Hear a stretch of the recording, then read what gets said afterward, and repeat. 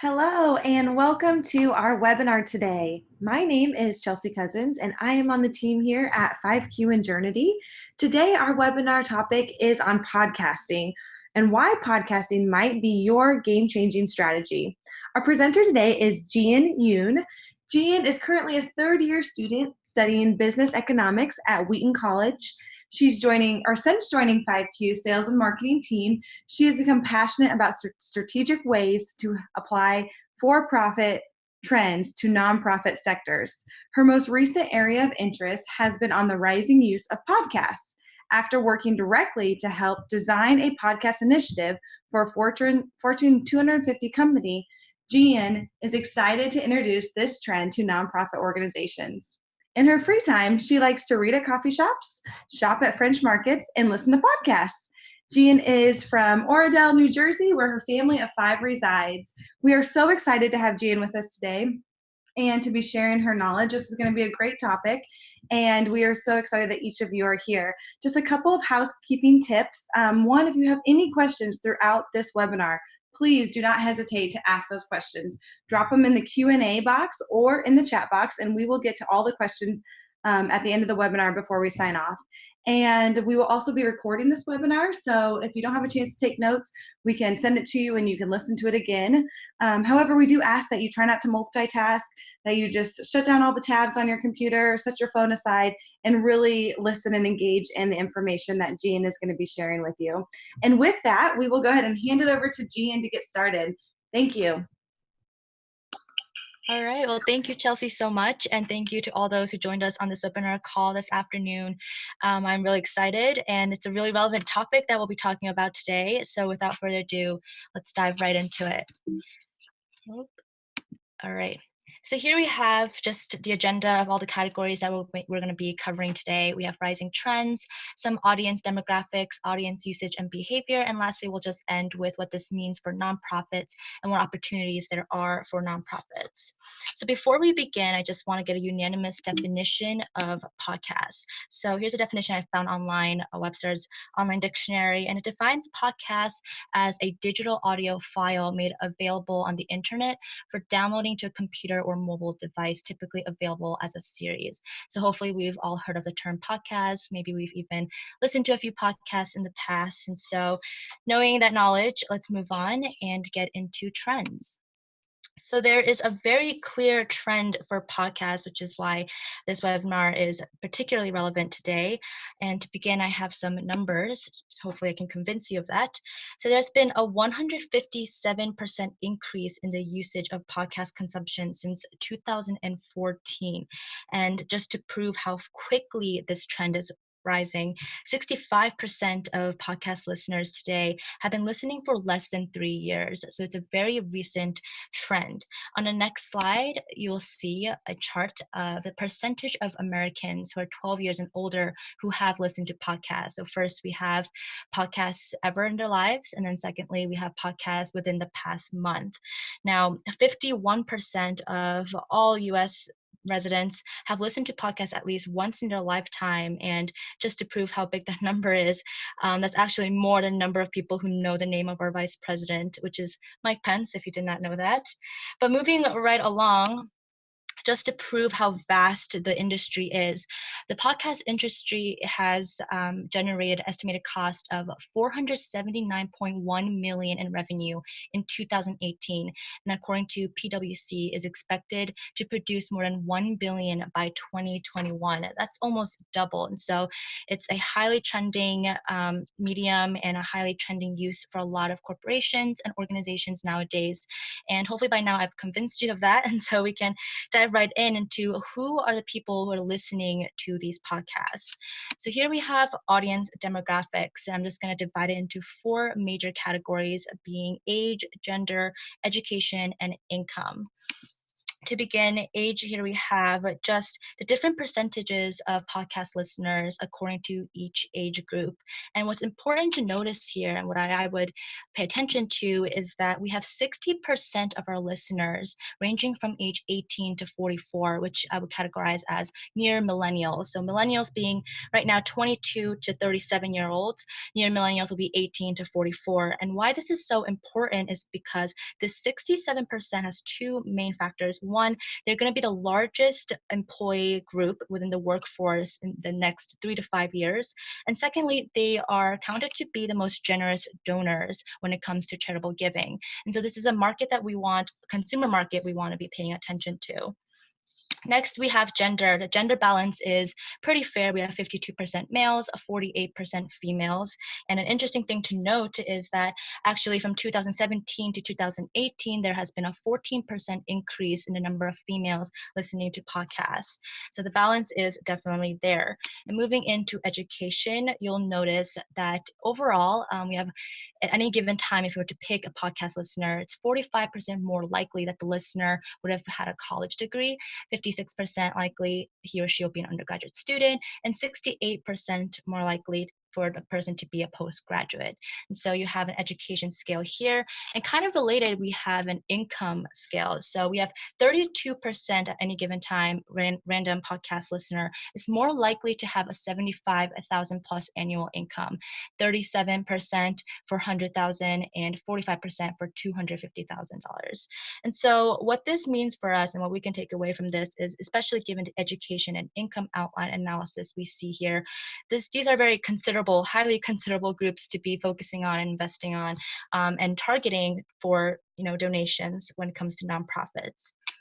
So now that we have a clearly defined trend and we also have just the demographics of our audience, our next question might possibly be, so what is the audience usage and behavior? So how are these listeners, when are these listeners listening to podcasts, and how are they behaving when they are listening to these podcasts?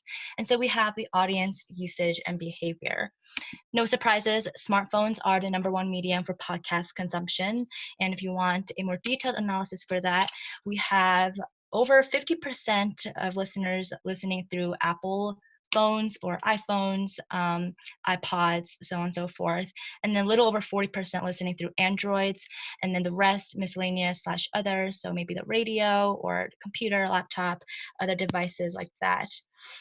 So that's the medium in which people are listening to podcasts. Next slide, we have when our listeners are listening to podcasts. So 49%, so a good half are listening at home. So this is while they're doing the laundry, while washing dishes, maybe right before they go to bed. And then we have 22% while driving. This also includes those who commute who drive themselves to work for a commute. And maybe it's also driving to either church or grocery store, things like that. And 11% is at work, maybe during a lunch break, hopefully not during the work. And then 4% commute during commute hours for public transportation. And then 4% at the gym and 10%, again, miscellaneous and others. So that's the scenario of when our listeners are listening. And next, we have some miscellaneous numbers, just to give some behavioral statistics. We have 22% of listeners who are considered to be, quote, weekly listeners. And weekly listeners within the podcast industry are just termed as the most loyal listeners we have. And these listeners listen to an average of 6 hours and 37 minutes per week. That is a lot. And these listeners also subscribe to an average of 6 shows. And that's a 40% increase in the number of subscriptions since 2017. So more and more listeners are subscribing to more and more different content when it comes to the podcast industry. And last but not least, we have 80% listen to most of the episode. This is not just weekly listeners we're talking about, just all podcast listeners in general. And to define the word most, that really means 35% listen to the entire podcast. Average podcasts go to about 40 minutes. And then we have 45% who listen to just a little over half, and then 12% a little less than half. And the next slide, we have just the genres that catch people's attention as it relates to podcasts. You'll notice here that the ones relevant to our conversation would be society, business, education, or sorry, to go in order, business, education, and society. Society and culture every year ranks as most popular genre as it comes to podcast listening. So those are some of just the numbers and statistics analysis that we have on podcasts, all relevant and all updated as of 2019. So next question we want to answer today, and really why we're here for the webinar, is what does this mean for nonprofits? What opportunities are there for nonprofit organizations as we look at the podcast trend? And so I have a little quote here. It says, podcasts present info about your nonprofit in a casual way to both educate your listeners while promoting your cause. So those are two main reasons as to why most corporations today, for profit, engage in podcasts, is to educate and promote. And so the idea we have here is, why not take that into nonprofit organization as well?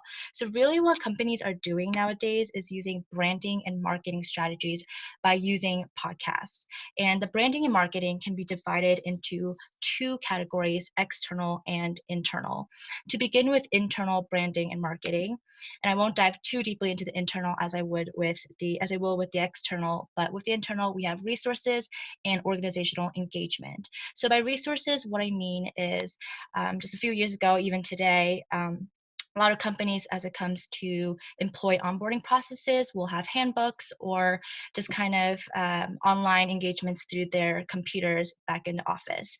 But more and more companies are trending and following the podcast trend and having these resources outsourced to podcasts, so that now employees can listen to their onboarding process while driving to work and have their onboarding process more integrated into their lives and much more user friendly. And then with organizational engagement, that's just internal stories that employees share with each other through podcasts. So I know a lot of firms that have vice presidents or even the CEO of the company share stories or experiences or work strategies that he or she might want to share with his or her employees. And so those are just some internal uses that podcasts can serve for companies. Then we have the external. And external, again, can be divided into direct and indirect, meaning direct marketing or indirect marketing. And so direct marketing would be directly just advertisements. And you can see here that advertisements in podcasts it's a growing trend along with the growing trend of podcasts. We have about 200 million in revenue, millions of dollars in revenue for 2015, and more than that, much more than that for 2020 is expected. And so a lot of companies are investing in having advertisements in their podcasts. And just to prove the effectiveness of podcast ads, we have the percent of increased likelihood of quote purchase for different genres of podcasts. And you'll see that business rates the highest, and then society and culture also follows along. And again, relevant to us would be business and society and culture. So those are the percentages that we want to be paying attention to. And so now that we have taken care of the direct business marketing strategies for external use, taking a look into the indirect ways, which would be expertise and storytelling. Starting with expertise, what podcasts can do for a nonprofit organization is first give informational and educational opportunities for any listeners, and this is a diverse group of audience that they have, and there's really no limit to how many audiences they can have to listen to their podcast. And so by having information and education related to your nonprofit organization, there's a lot of credibility and trust that is built, and from the credibility and trust that is built, there is a commonality and a name to cause recognition. And what I mean by name cause recognition is what your nonprofit and the purpose that your nonprofit is serving by having podcasts series with information and education about that specific field or topic. Now, listeners, when they hear more about that specific purpose that your nonprofit organization is serving, they will associate that cause or purpose to the name of your organization and vice versa. And that's done heavily through just audience engagement that can be done through podcasts. Then we have indirect storytelling. So 92% of consumers want brands to make ads feel like it's a story. And this is probably a concept that you're very familiar with. And so indirect storytelling is basically a story content marketing. It's nonprofit organizations sharing the impact that they're making through podcasts where listeners can engage and have a broader understanding of the organization's purpose and the impact that they're making. And this will not only encourage action, but with encouraging action, of course, there's also donations that will be coming in. And so that's the indirect storytelling aspect of it. And so with all that information, just some more information on how you might be able to begin a podcast series. And so before I go into this, I just want to emphasize that I'm not here to sell you to start a podcast. Really just want to provide information for you to be able to discern whether or not podcast might be the best for your organization or not. And so to begin, just a rough outline of all costs. The research and the market research shows that it's about $200 to $500 per episode, and this counts for just the staffing costs and maybe even the cost of inviting a speaker to come in. And so 200 to 500 is the industry average for a good quality podcast. And next, as it relates to resources, there is something about podcasts that really attracts the market, and what it is it's the simplicity it has for it to go out and running. And really that comes from just the limited resources you need. So it's really just microphone and headphones, recording software, and I've listed some of the softwares that are very popular. And then lastly, it's free to upload, and so the cost there is very low. And then we have the time. Time is money, they say. And so with time, it does say that keep in mind that on average, it takes 4 times the amount of time to create a podcast than it does to listen to it. But again, this depends on the organization and the planning that goes with it, and how long you want the podcast to be, and how much resources you have prior to starting the podcast. So that's a variable that's dependent on the organization. Well, that's what I have for you today, and thank you so much again for listening, and I believe that Chelsea will take us into a time of questions.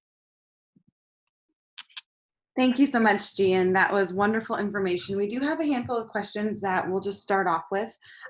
First of all, who do you recommend for the speaker or the host of the podcast to be from the organization? Did you come across any research on this when you were putting together your information?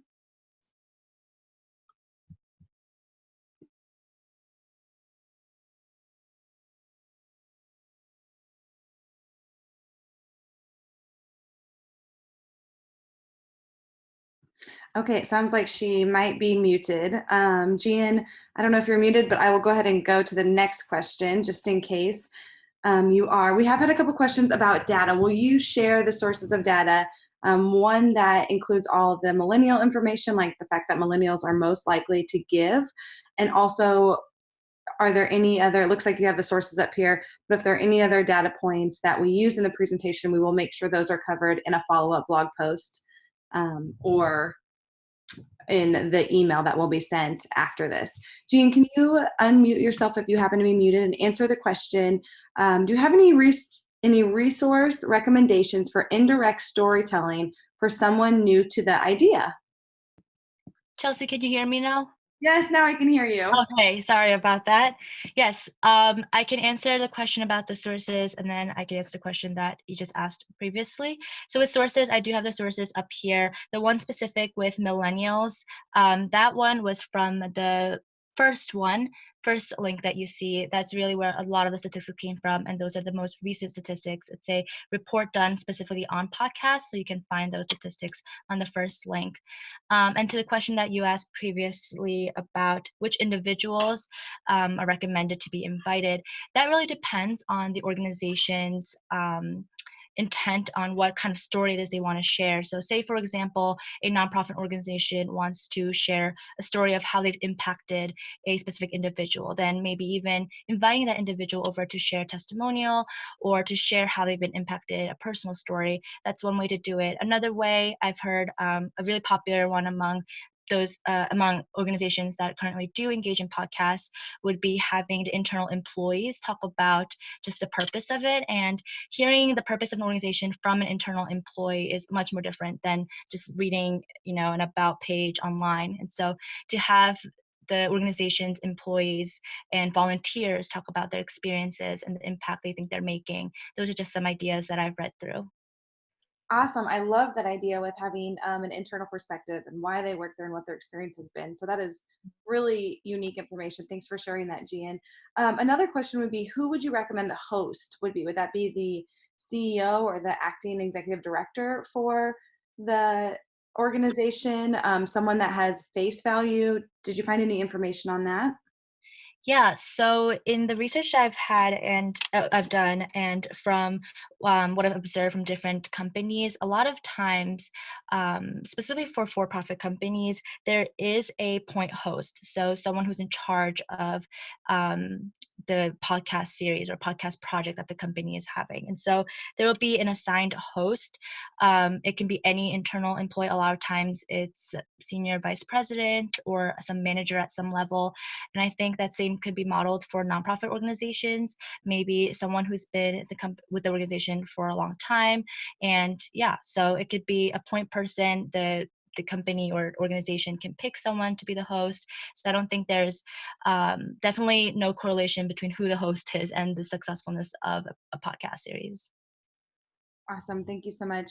I know a lot of times the podcasts I listen to, they really, oftentimes the speaker, the host of the podcast really helps me build um, trust with the organization because I hear their voice over and over and I'm learning from the same consistent person. Even when they're bringing on speakers, it's still the same consistent host. So I do think that definitely provides value to an organization just because it helps you create that connection and that relational trust with who you're taking and information from. Okay, Jan, the next question we have for you is, do you have any resource recommendations for indirect storytelling for someone new to the idea? Sorry, can you repeat that question one more time? Yes, they're asking, do you have any resource recommendations for indirect storytelling? Yeah, so as it comes to indirect storytelling, that's really a more marketing topic. And I was doing some reading before this podcast actually, and there are so many resources online. If you Google Scholar articles that talk about, they really go deep into it. They really talk about even talk about the neurological effects and the psychological effects of why consumers are so they love the storytelling. And so some resources for indirect storytelling and specific, I guess you could say, tactics and skills for it can be found in any marketing resources. Awesome. Thank you so much. Also, another question, Jesse asked, if you were to put together your ideal podcast team, what roles would you have on that team and how would you divide up the work? Great question, Jesse. That is a really good question. I think the first answer I thought of is I would definitely have more than one person in the more than one host and one speaker. I am a very big podcast listener, and my favorite ones are when we're just one host and maybe 2 to 3 invited speakers because it's a conversation and there's laughter and there's the side comments here and there. And so I would definitely do it with people that have impactful stories. I know a lot of organizations, they go through processes where they ask applicants to submit stories and they pick from those stories to see which one's most interesting and which one's most relevant to the specific episode that they're planning on. And so, yeah, host with 2 or 3 invited storytellers. And yeah, just I guess with dividing the work there's a lot of structure depending on the size of the company and organization and the amount of resources there are. I know of organizations where one person just does it all, like one tech genius would have all the headphones and the software and know all the routes around it. But there are also cases where that's not the case. And so definitely having one person who's tech savvy, I think, is critical for a successful podcast. Yeah, absolutely. Like there are some podcast hosts that I know they do the recording, but then they have someone else on their team do the editing and the Mhm. uploading. Yeah. And maybe have someone else on their team do the marketing side of making sure it's pushed out on social media and on their blog and on their website. And so it depends on probably the each team dynamic and the resources and skill set that you have available. But that being said, like Jean showed in her presentation, a podcast is fairly simple to outline and record. It's a technical side that really isn't too hard. Just need someone who can do it or who's willing to learn how to do it. So great question, Jesse. I hope we answered that in full. We have another question from Anita. What is the ideal length of a podcast that is popular? That's a really good question. So, as I mentioned in my presentation, a lot of podcasts range about 40 minutes. The most popular in the research that I've conducted earlier is about 20 to 25 minutes. And they say 20 to 25 minutes for two reasons. And one is because apparently that's the amount of minutes that listeners can often focus to a podcast. And so a lot of times past 20 to 25 minutes, listeners are not engaged as much and not as focused. And then secondly, which I thought was interesting, was apparently that's the US average for commute time. It's 20 to 25 minutes. And so with a lot of our listeners being drivers and commuters, the 20 to 25-minute span might be perfect. Awesome. Thank you so much. Okay, Gian, we have another question from Joe. I have heard recent trend that millennials are listening to their music on YouTube. Are you seeing the same trend with podcasts? Are millennials listening via YouTube? I do not think podcasts are through YouTube. It's mostly through Apple Music or Spotify. Spotify being the big one. I believe Spotify just invested a ton of money on podcasts specifically, and because podcast is it's just audio. It's listening. It's not visual at all. A lot of millennials are listening to it through music apps instead of YouTube, where there's a lot of visual and videos. Yes, I agree. Thank you for answering that. Yeah. Jean, on that same note, I think a lot of times what you see organizations and even for-profit companies doing is taking that same topic and basically recreating their content on YouTube. And so they take sometimes the same type of information or content or interviews, and they also shoot a video at the same time, and that's what they post on YouTube. And then the audio version goes onto a podcast. So you can get creative in how you use your content and how you repurpose your content for different types of media. Mhm. Okay, how often do you recommend launching a podcast? Weekly, twice a month? What did you find anything in the research that talks about this? Yeah, so I did actually run into reading about it. I think a lot of it is dependent on just the resources that the organization has. So, depending on how many stories you have and how much time you have, how many different audiences are you able to bring in? And most podcasts, actually, I know I have experience with big companies as it comes to podcasts, and for big companies, it ranges about one every 1 month. Um, and so it's rare that it's a weekly thing. I think it's more of they companies even do things where it's by seasons, and so they'll have kind of like how we watch episodes on like Netflix. It wouldn't necessarily be scheduled where it's like every month or every 2 months, so on and so forth, but just having seasons of it. And so they'll be like, hey, we're going to launch a 2 month series with let's say one episode for every 2 weeks, and so have that be four, and that be one series. And so a lot of organizations do it by series instead of having a regular schedule. Yeah, that's awesome. Thank you so much. Gian, one last question for you in terms of promotion. How do you see for-purpose and for-profit companies promoting their podcasts out to their listeners and out to their donors and their audience?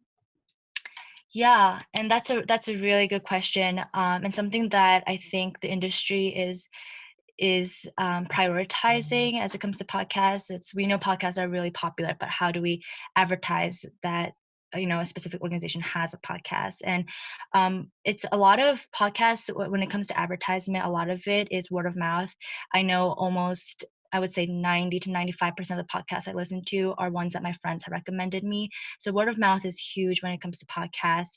I know a lot of companies, the first foremost thing would be just having pop-ups on their website that they're launching one. The first launch of a podcast series is usually very important for a lot of companies, and so having that marketed through social media, website, whether it's email, again, word of mouth is the most effective one when it comes to podcasts, at least as of now. But the first launch, I think, is a big one. Yeah. Great. Thank you so much. A couple more questions coming in, Jean, and we have a few minutes, so I'd love to get your input on these. How long does it take to ramp up a podcast? In By ter- ramp, yeah. yeah, in terms of, okay, so I released my first episode and we don't see great results. How long do you think it takes till you really get people hooked on the idea where they start tuning in to several episodes? Yeah, that's a good question, and I'm not sure if I have a specific answer to that, and I'm not sure if that's something that will be easily calculated either. I really think that it'll be dependent on the organizations. I know that for a lot of big companies, within the first year, 1 year would be like their testing period, and so if they don't have a specific percentage of their customers listening to it, then they will shut down the series. I know of some companies that have tried like 2 to 3 different series to see what kind of genre or what kind of content information their customers are most interested in. And so it's a lot of test and trial. But to answer the question, 1 year is usually the test time frame that big corporations have. Great, thank you. Okay, another question from one of our audience members. What do you think about doing a podcast season as opposed to a regular release schedule? Um, I personally believe that with the regular schedule, it's a lot of work that goes into maintaining something that's regular like that. I think with seasons, when as it comes to marketing and thinking about it from a marketing perspective, having seasons tends to be more exciting for the listeners. I know when I engage in podcasts and when my peers engage in podcasts, we're talking about, oh, like, did you hear about this company that's having this series release like next week? And kind of like how I guess you could think about musicians who have albums come out. We don't necessarily know that they're going to have an album. They don't have a strict schedule to when they release an album. It's kind of spontaneous, but we know about it. We know it's going to come up. We see advertisements for it and we're all waiting for it. And so, kind of parallel to how musicians release albums, I would consider that to be a tactic for podcasts and series rather than having podcasts be scheduled out. Awesome. Thank you so much, Jean. I know a lot of people too, they will, organizations and companies, they will schedule out a lot of podcast recordings like in the same month. Say they're going to record 10 podcasts in 1 month, but then they release those slowly throughout a season or throughout a time. So different ways to batch your work depending on your resources and your staff capabilities might be an option too. Yeah. Okay, Jean, if you don't mind going back to the slide before the sources, I would love for people to get your contact information. You have done an excellent job just really diving into this topic and learning a lot and pulling out the stats and the data and using the facts to help encourage and drive decisions. And so if anybody on this webinar has a question, feel free to reach out to Jean. She is here on our team. We love having her, and we really appreciate everybody's engagement today. So thank you so much. This webinar and the slide deck will be provided to you later in an email. And so if you need to go back and reference some of those data points, you will have those. Thanks again, and we look forward to seeing you on our next webinar.